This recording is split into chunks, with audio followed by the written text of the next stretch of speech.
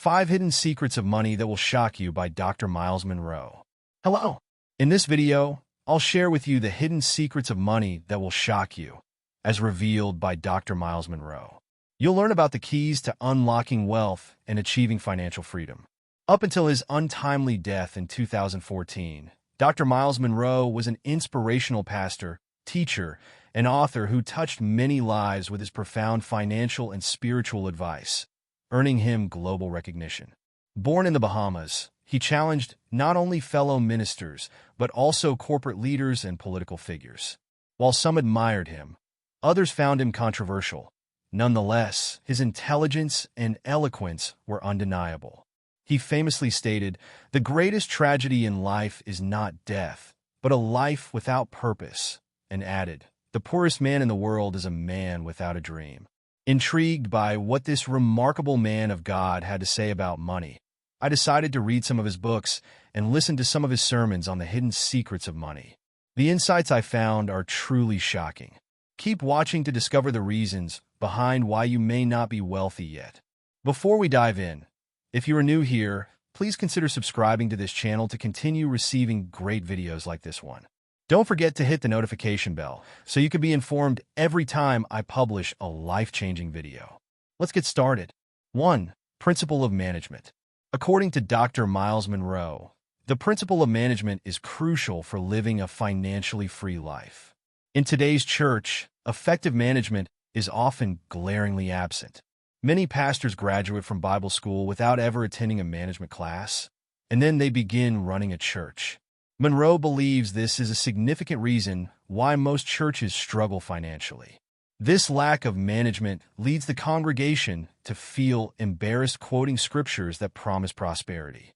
Dr. Munroe references Genesis chapter 2 to explain why God didn't allow anything to grow on the earth immediately after creation. He argues that the reason was that the earth lacked a human to manage it.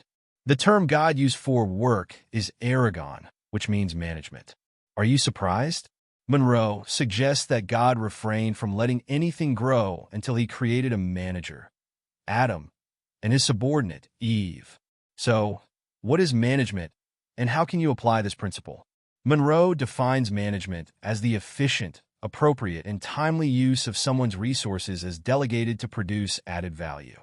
2 important points emerge from this definition. First, as a manager, you do not own the resources.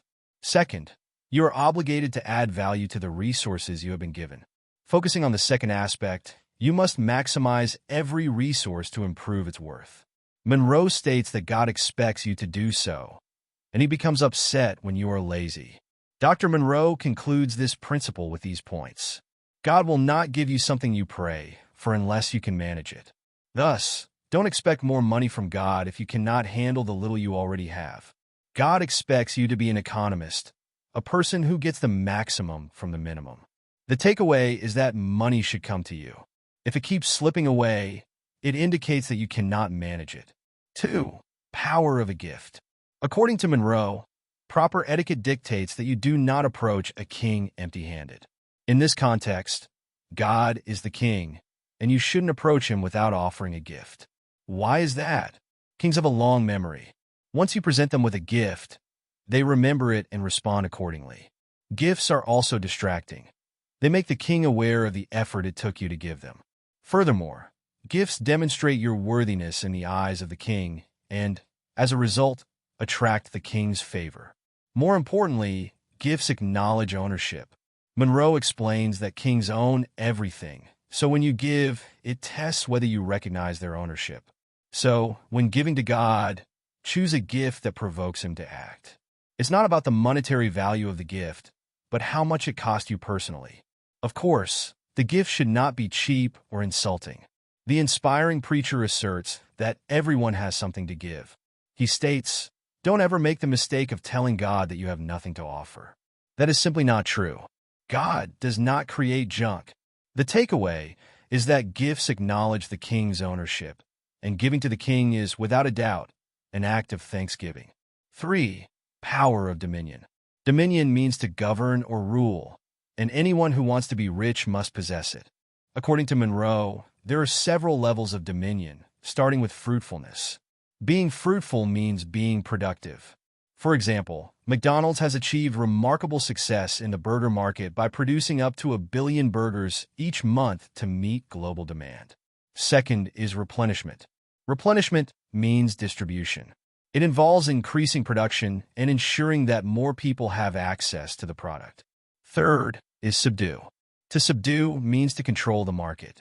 For instance, Jeff Bezos is recognized as one of the richest individuals in the world because he has dominated the online shopping sector. The takeaway is that to attain wealth, you must have dominion, which results from being fruitful, multiplying, replenishing, and subduing. 4. Power of self-preservation. Munroe argues that the primary motivation in life is self-preservation, meaning having access to all that one needs. In simple terms, self-preservation equates to being wealthy, which differs from being rich. Generally, being rich refers to accumulating excess resources, while being wealthy means producing what you need when you need it. When discussing wealth or self-preservation, it is essential to consider 5 spheres of wealth. Physical wealth. This refers to bodily health or simply not being sick. Spiritual wealth. This means having a close relationship with God and offering Him our worship. Soul wealth. This pertains to possessing good intellect. Social wealth.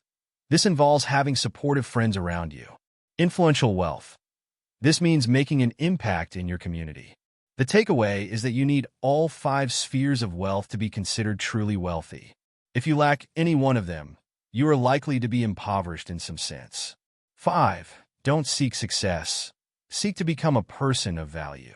Many people chase after success, but that is not the approach taken by the wealthy. Munroe asserts that when you focus on becoming valuable, success and money will follow. He states, if you become valuable to the world will pay you to be yourself. People are willing to pay a premium for resources like gas, water, and gold because they are deemed valuable. Therefore, if you want to make money, focus on enhancing your own value. Consider individuals like Michael Jordan or Tiger Woods, who achieved both success and wealth by making themselves valuable in their respective fields. Similarly, Jesus made Himself valuable by declaring that He is the bread of life and the water of life. The takeaway is that you should identify a niche in which you can excel and work on becoming valuable within that area. This is how you will attract wealth. In conclusion, understanding how money works is essential for making financial gains, and no one elaborates on this better than Dr. Myles Munroe. Though he is no longer with us, his insights continue to inspire millions around the globe. See you in the next one.